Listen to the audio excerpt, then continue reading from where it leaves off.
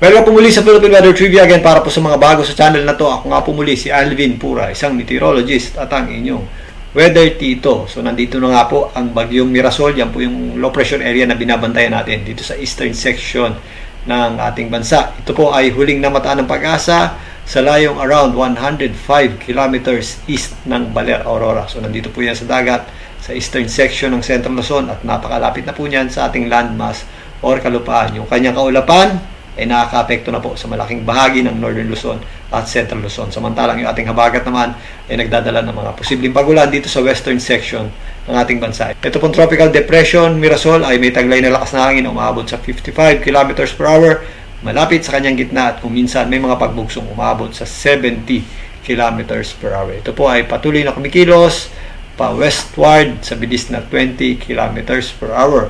Ito po ay inaasahan natin pinakamalapit sa ating landmass o kalupaan mamayang madaling araw hanggang bukas ng umaga at yan po ay posibleng tumawid dito sa Northern Luzon hanggang makarating dito sa itaas na bahagi ng ating bansa dyan po sa may West Philippine Sea. Samantalang, maliban dito sa ating binabantayang bagyo sa loob ng PAR, meron tayong panibagong low pressure area nga dito sa labas ng ating Philippine Area of Responsibility. Itong mga grupo ng kaulapan sa labas ng PAR ay idineklara ng Pag-asa as a low pressure area at sa ngayon nasa medium po o katamtaman ang tsansa niyan maging isang ganap na bagyo. If ever yan po ay maging isang ganap na bagyo, ito po ay mabibigyan ng local name na Opong. Yan po ay posibleng pumasok sa loob ng ating Philippine Area of Responsibility ngayong darating na Thursday hanggang Friday. Ito po ay malayo pa naman sa anumang bahagi nating bansa, kaya balikan na natin itong bagyong Mirasol. Narito ang pinakahuling track ng Pag-asa para sa bagyong Mirasol. Mamayang umaga or early morning, yan po ay posibleng maglandfall or sumabit dito sa may area ng Isabela o dito sa itaas na bahagi ng Aurora. Ito po ay posibleng maglandfall as a tropical depression at yan po ay tatawid papunta dito sa Luzon or tatawid po yan ng Northern Luzon palabas dito sa may area ng Calayan at Pabuyan Group of Islands dito po sa may extreme Northern Luzon.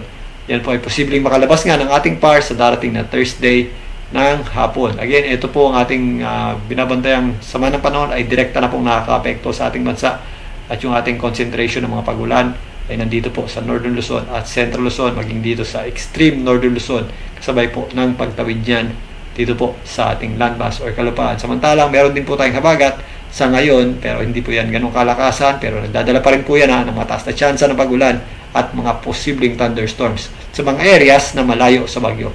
Ito pong color orange, ito po ay tatawid sa hilagang bahagi ng Luzon at Central Luzon. Ito po yung ating mga areas na malalakas ang bugso ng hangin. So meron tayong mga nakataas na tropical cyclone wind signals ang Pag-asa dito po sa hilagang bahagi ng Luzon at ilang bahagi rin ng Central Luzon. So mag-ingat pa rin po tayo sa mga pabugso-bugsong hangin na maaaring idulot. Ito pong bagyong Mirasol, although sa ngayon ito po ay nasa mababang kategorya pa lamang ng bagyo. Ngayon silipin naman natin ang mga posibleng daladalang pagulan. Ito pong bagyong Mirasol. So narito po ang ating satellite image para sa mga kaulapang nakaka-apekto sa ating bansa dahil na po yan sa epekto ng ating habagat o southwest monsoon at ng direct effect ito pong bagyong si Mirasol. Ito pong mga thunderstorms natin at mataas na tsansa ng pagulan dito sa western section ng Mindanao. Yan po ang Zamboanga Peninsula, Northern Mindanao at BARMM epekto po ng ating habagat o southwest monsoon. So mataas po ang ating mga possibilities dyan ng scattered at kalat-kalat na pagulan. So ganun din po ang panahon natin dito sa western section ng Visayas. Kasama po dyan ang areas ng Panay at Negros Islands. Maging dito sa area ng Palawan. Ito po ang ating mga pagulan naman sa natitirang bahagi ng Visayas ay mga isolated o localized na pagulan lamang or mga posibleng thunderstorms na kadalasang nangyayari tuwing hapon at gabi. Ito pong eastern section at ito pong areas ng eastern section ng Mindanao. Relatively maaliwalas po ang panahon natin dyan, lalong-lalo na sa umaga at tanghali.